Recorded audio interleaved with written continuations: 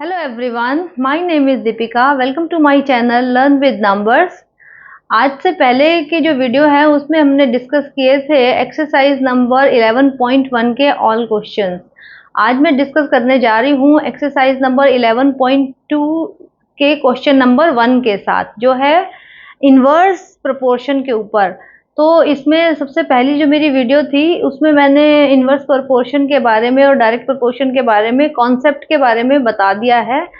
अभी भी मैं थोड़ा सा कॉन्सेप्ट थोड़ा सा रिवाइज करवा दूंगी, उसके बाद हम उन क्वेश्चंस को स्टार्ट करते हैं। तो सबसे पहले ही क्वेश्चन में क्वेश्चन पूछा है which of the following are in inverse proportion.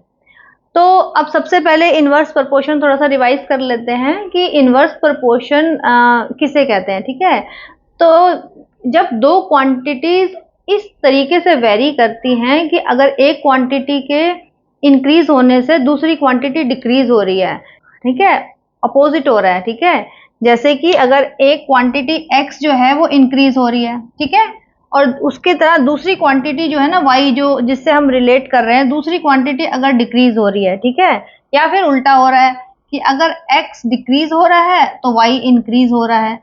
तो जब हमें इस तरीके के रिलेशनशिप्स किसी दो क्वांटिटी के अंदर देखने को मिलेंगे तो इस तरीके के रिलेशंस या प्रोपोर्शंस को हम क्या कहते हैं? इनवर्स प्रोपोर्शंस कहते हैं। ठीक है, तो अब इसके एग्जांपल में कैसे, जैसे कि सपोज अगर हमने एक फैक्ट्री के अंदर के जो वर्कर्स जो हैं हमारे पास, हमने 10 वर्कर्स रखे हुए हैं, ठीक है, अगर हम उन वर्कर्स जो वो वर्कर्स हैं वो उस काम को 10 दिन में सपोज काम को कंप्लीट करते हैं, लेकिन हमने उन वर्कर्स की जो है ना जो नंबर ऑफ वर्कर्स हैं वो बढ़ा दिए, तो क्या होगा? हमारा काम जल्दी खत्म हो जाएगा ना। तो यानी कि जो सेकंड बी पार्ट है कि वो कितने डेज में कंप्लीट कर रहे थे, पहले 10 डेज में कंप्लीट कर रहे थे, तो हो सकता है वो उस काम को कितना 8 दिन में खत्म कर दे या 5 ही दिन में खत्म कर दे, डबल लगा दी हमने वर्कर। तो क्या हुआ? पहली जो एक्स जो क्वांटिटी थी हमारी वो इंक्रीज करने से दूसरी क्वांटिटी क्या हुई? डिक्रीज हो गई। तो इस तरीके के जो रेशियोज होती हैं उनको हम इनवर्सली प्रोपोर्शनेट कहते हैं। ठीक है, मतलब उल्टा बिहेव करती हैं। अब पहला ही क्वेश्चन है कि which of the following are in inverse proportion. तो कुछ 5 नंबर दिए हुए हैं क्वेश्चंस, उसको पढ़ के हमें बताना है कौन से इनवर्स प्रोपोर्शन में और कौन सा डायरेक्ट प्रोपोर्शन में है। और हाँ, एक बार डायरेक्ट प्रोपोर्शन भी बता देती हूँ दोबारा से कि जब दोनों क्वांटिटीज बिल्कुल सेम तरीके से बिहेव करती है, जैसे कि अगर एक इंक्रीज होती है तो दूसरी भी इंक्रीज होती है, और अगर एक डिक्रीज होती है तो दूसरी भी उसके अकॉर्डिंगली डिक्रीज होती है, तो वो होते हैं डायरेक्ट प्रोपोर्शन के क्वेश्चंस। ठीक है, तो अब पहला है the number of the workers on a job and the time to complete the job. अभी मैंने यही वाला एग्जांपल ही आपको बताया है कि अगर हम नंबर ऑफ वर्कर्स जॉब पे हैं और उनका टाइम टू कंप्लीट जॉब, वही वाली बात, अगर हम जॉब में अगर वर्कर्स को ज्यादा कर देंगे तो टाइम कम लगेगा, है ना। तो अगर हमने, तो ये कैसा हुआ? इनवर्स प्रोपोर्शन का क्वेश्चन हुआ। कैसा हुआ? इनवर्स प्रोपोर्शन का। ठीक है, second the time taken for a journey and the distance travelled in a uniform speed. इसका मतलब जैसे टाइम इंक्रीज हो रहा है तो ट्रेवल भी इंक्रीज हो रहा है सेम वे। इसका मतलब तो ये कैसे है? ये तो इनवर्स प्रोपोर्शन में नहीं है, ये कैसा है? डायरेक्ट प्रोपोर्शन में है। ठीक है, तो हम इसको टिक कर देते हैं कि ये डायरेक्ट इनवर्स प्रोपोर्शन में। फर्स्ट वाला, area of cultivated land and the crop harvested. इसके अंदर एक क्वांटिटी ये है कल्टीवेटेड लैंड और दूसरा है क्रॉप्स हार्वेस्टेड। इसके अंदर है कि जो एरिया ऑफ कल्टीवेटेड लैंड, कि जिसके अंदर हमें ऐसा एरिया जिसके अंदर हमें क्रॉप्स उगानी है, और दूसरा है कि जितनी क्रॉप्स उगेंगी तो जितना ज्यादा लैंड होगी उतनी ज्यादा क्रॉप्स होंगी ना, है ना, और जितनी कम जमीन होगी उतना ही कम हमारी हार्वेस्ट होगी। तो ये कैसे हो गए? दोनों सेम प्रोपोर्शन में चल रहे हैं कि एक बढ़ रहा है तो दूसरा बढ़ रहा है, एक घट रहा है तो दूसरा भी घट रहा है। तो इसीलिए ये भी हमारा डायरेक्ट का हो गया, ये इनडायरेक्ट प्रोपोर्शन का क्वेश्चन नहीं है। अब the time taken for a fix journey and the speed of the vehicle. अब देखो यहाँ पर एक क्वांटिटी है टाइम और एक है स्पीड। ये हमेशा आप याद रखना कि टाइम और स्पीड आपस में इनवर्सली रिलेटेड होते हैं। कि देखो कि अगर हमने मान लो स्पीड बढ़ा दी अपनी, इसमें यहाँ पर है ये, अगर हमने स्पीड अपनी बढ़ा दी कहीं पे जाने के लिए तो टाइम हमें क्या होगा? कम लगेगा, है ना। और अगर हमने अपनी स्पीड कम कर दी तो हमें क्या होगा? उस सेम जगह पर जाने के लिए टाइम ज्यादा लगेगा। इसीलिए ये वाला जो क्वेश्चन है ये, हाँ, ये वाला हमारा इनवर्स प्रोपोर्शन का क्वेश्चन है। ओके, नेक्स्ट की तरफ बढ़ते हैं। The population of a country and the area of the land पर पर्सन। तो क्या होगा, जितनी एक ये क्वांटिटी है और एक लैंड पर पर्सन क्वांटिटी है, ठीक है। तो जैसे अगर पॉपुलेशन इंक्रीज होगी तो लैंड जो है पर पर्सन के हिसाब से वो कम हो जाएगी ना, है ना। और अगर पॉपुलेशन कम तो एरिया ऑफ लैंड पर पर्सन इज मोर। तो इसीलिए ये भी कैसा है, ये भी इनवर्स प्रपोर्शन का क्वेश्चन है, ठीक है। समझ आ गया आपको।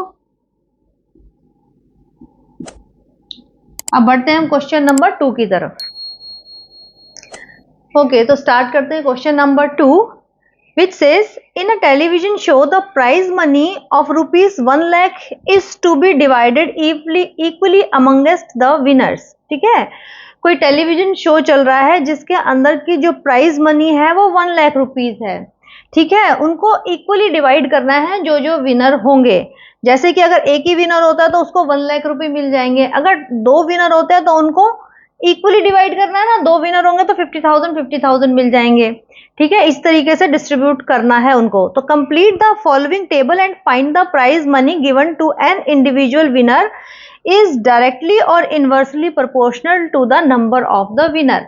ठीक है, पहले तो उन्होंने क्या बोला है क्वेश्चन में कि पहले तो ये जो टेबल है ना, अब इसमें यहाँ पर आपको ब्लैंक स्पेस दे दिया है, यहाँ सब जगह पे, कि आप इसको फिल करो कि जैसे अगर एक विनर होता तो 1 लाख रुपीज मिल रहे थे, 2 विनर्स होंगे तो 50,000 रुपीज मिल रहे हैं, अगर 4 विनर्स होंगे तो उनको 4 विनर्स को कितना कितना प्राइस मिलेगा, 5 होंगे तो कितना मिलेगा, 8 होगा तो कितना मिलेगा, 10 और 20 होंगे तो कितने कितना प्राइस मनी मिलेगा।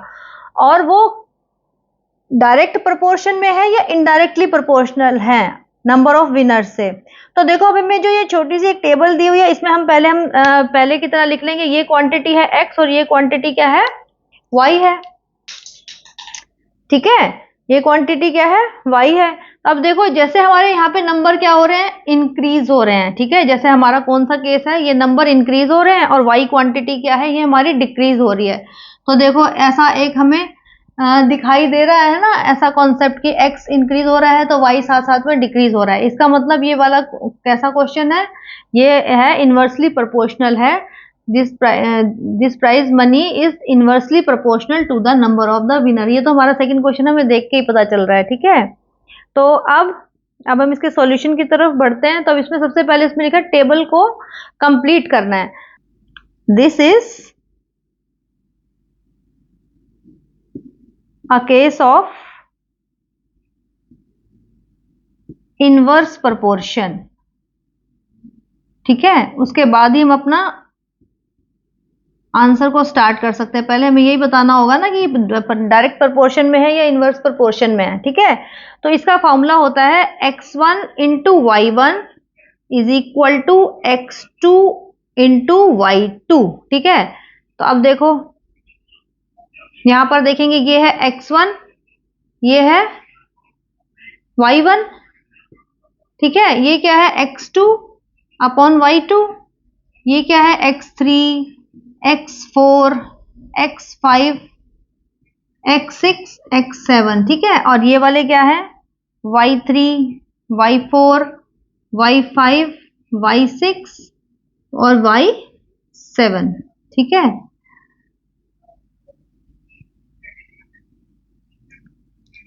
अब देखो इसके अंदर ये हमारा फॉर्मूला निकल करके आया, लेकिन हमें अभी x2 हमें या तो ये भी इक्वेशन ले सकते हैं या ये भी इक्वेशन ले सकते हैं, उसके बराबर हमें करना है, ठीक है। तो हम ये ले लेते हैं, जो हमें निकालना है ना, जैसे x2 और y2 तो निकला हुआ है हमारा, तो x3 और y3 के बराबर हम इसको कर देंगे, क्योंकि हमें y3 की वैल्यू चाहिए ना, x2 और y2 तो हमारे पास फील्ड है। तो अब हम यहाँ पर अपनी वैल्यूज पुट कर देंगे, x1 is 1, y1 is 1 lakh और x3 क्या है 4 और y3 we have to find out.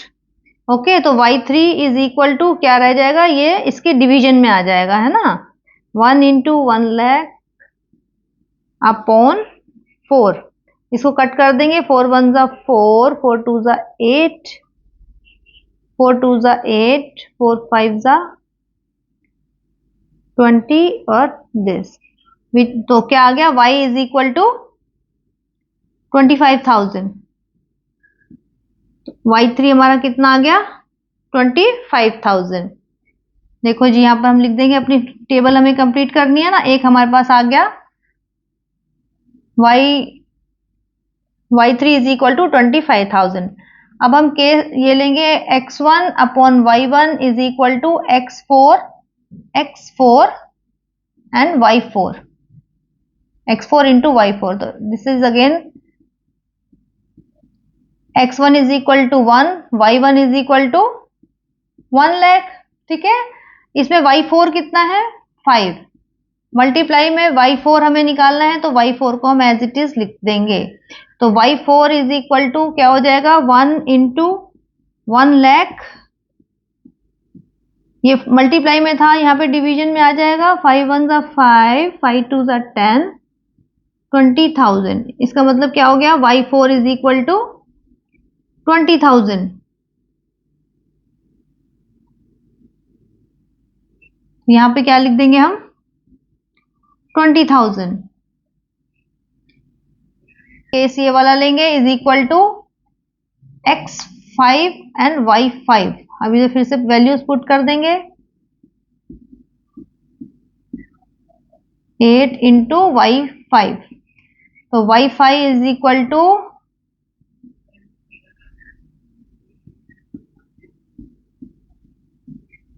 Upon 8। तो 8 1 ज़ा 8, 2, 8 2 ज़ा 16, 8 5 ज़ा 40।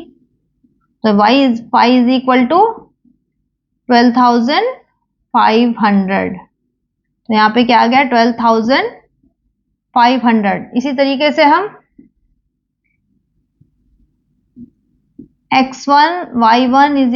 x1 into y1 is equal to x6 और y6 निकाल लेंगे। 1 into 1 lakh is equal to 10 into y6। मैं y6 डायरेक्ट इसके नीचे ले आएंगे, क्योंकि वो मल्टीप्लाई में था, यहाँ के डिवाइड हो जाएगा, एक जीरो से एक जीरो कैंसिल हो गई। तो y6 इज इक्वल टू 10,000। ठीक है, और अब एक लास्ट केस बचा है, x1 y1 is equal to x7 और y7। ठीक है, तो अब 1 into 1 lakh is equal to 20 into y7। तो y7 इज इक्वल टू, इसके डिवीजन में आ जाएगा 20। मैं यहाँ पे जगह कम है, इसीलिए मैंने एक स्टेप नहीं किया, आप लोगों को करना है। 2 5 ज़ा 10, 0। तो आया y7 is equal to 5,000। y7 is equal to 5,000। Okay, और 10 में क्या था, 10,000। ठीक है, अब देखें, अगर एक विनर था तो उसको 1 लाख रुपीज मिल रहे थे, टू हो गए तो उनको 50,000 मिले, 4 हो गए तो उनको 25,000 ईच मिले, 5 विनर्स हुए तो उनको 20,000 ईच मिले, 8 विनर्स हुए तो 12,500 सबको मिलेंगे, 10 विनर्स हुए तो 10,000 each they will get, and if 20 winners will be there, then 5,000 each one will get. Okay, so जो ये सेकेंड वाले लाइन में था ना, find the money given to the individual winner is directly और inversely proportional to the number of the winner. तो हम answer में क्या लिखेंगे, the prize money is inversely proportion to the number of winners.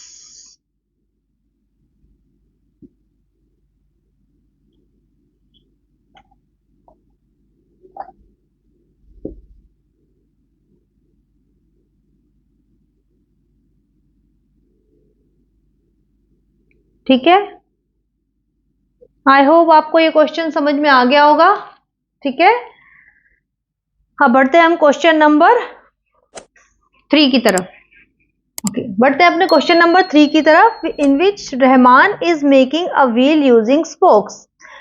Rahman जो है एक व्हील बना रहा है स्पोक्स की हेल्प से। He wants to fix equal spokes in such a way that the angle between any pair of consecutive spokes are equal.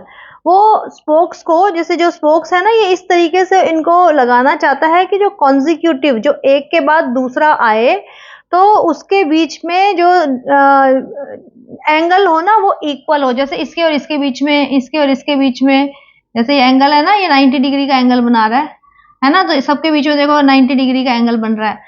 तो help him by completing the following figure, following table. तो ये वाली table बनाने में उसकी help करो। जैसे कि देखो, उसने अगर 4 स्पोक्स लगाए, ठीक है, 4 स्पोक्स लगाए, तो एंगल कितने का बन रहा है? 90 डिग्री का। ठीक है, और अगर उसने 6 स्पोक्स लगाए, जैसे 1 2 3 4 5 6, तो 60 डिग्री का एंगल बना, सबके बीच में 60 डिग्री का एंगल बना। ठीक है, तो अब इस तरीके से जब उसने 8 लगाए तो बताओ कितना डिग्री का एंगल बनेगा। 10 स्पोक्स लगाए तो कितना डिग्री का एंगल बनना चाहिए, और 12 डिग्री का अगर स्पोक्स लगाता है तो कितने डिग्री का एंगल उसको बनना, उसको उसका एंगल बनना चाहिए। तो अब हम सॉल्यूशन की तरफ बढ़ते हैं। सबसे पहले हम देख लेते हैं कि ये क्वेश्चन डायरेक्ट प्रोपोर्शन का है कि इनवर्स प्रोपोर्शन का है। तो अब इसमें देखो, ये क्वांटिटी है हमारी x और ये क्या है हमारी क्वांटिटी y। अब देखो x जो है वो इंक्रीज हो रहा है 4 8 6 10 12, और जो y है वो डिक्रीज हो रहा है 90 60 एंड आगे हमें पता नहीं है, लेकिन यहाँ तो हमें दिखाई दे रहा है कि ये डिक्रीज हो रहा है। तो फर्स्ट क्वांटिटी इंक्रीज हो रही है और second quantity, sorry, first quantity increase हो रही है, सेकंड क्वांटिटी डिक्रीज हो रही है। तो ये कैसा केस है? It is a case of inverse proportion,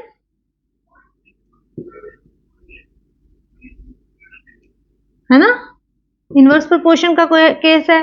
तो अब उसके अंदर फिर से हम फॉर्मूला लगा देंगे। उसमें हमारा फॉर्मूला होता है x1 y1 is equal to x2 y2 होता है, लेकिन अब इसी के अंदर इसमें x2 और y2 होता है। ठीक है, अब देखो हमारा x1, यहाँ ये x1 है, ये y1 है, ठीक है, x2 है, ये y2 है, x3 x4 x3 x4 x5, यहाँ पे y3 y4 एंड y5। ठीक है, तो अब हमें क्या करना है? x1 is equal to x1 y1 is equal to x2 y2 तो है, हमें क्या निकालना है? x3 और y3 निकालना है। तो हम यहाँ पर ऐसे कर देते हैं। तो x1 is equal to 4, y1 is equal to 90, ठीक है, y3 इज इक्वल टू 8, और sorry x3 is equal to 8 and y3 is equal to, इसको हम थोड़ा सा रब कर देते हैं। हाँ जी, अब इसमें हम वैल्यूज पुट कर देते हैं। x1 कितना है हमारा? 4, y1 90 degree, x3 is 8 and y3 we have to find out. Now y3 is equal to 4 into 90 upon 90 degree upon 8. तो 4 1 जा 4, 4 2 जा 8, 2 4 जा 8 and 2 5 जा 10, which that means y3 is equal to 45 degree. ठीक है, ये फर्स्ट हो गया। Second, x1 y1 is equal to y4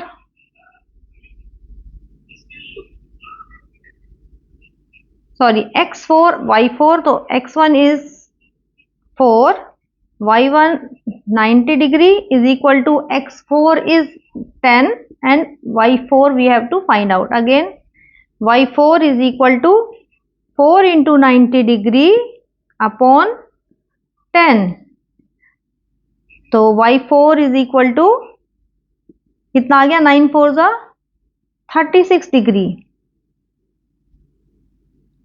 ठीक है,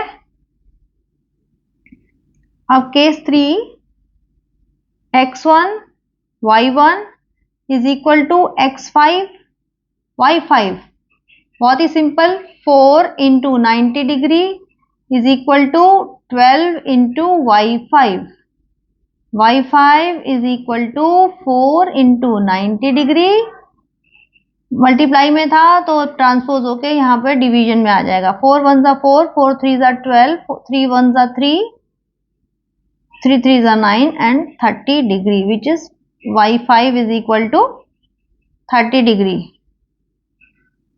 ठीक है, अब इनकी हेल्प से अब हम अपने टेबल कंप्लीट कर लेते हैं। जो y3 की वैल्यू कितनी आई हमारी 45 degree, y4 is 36 degree and y5 is equal to 30 degree.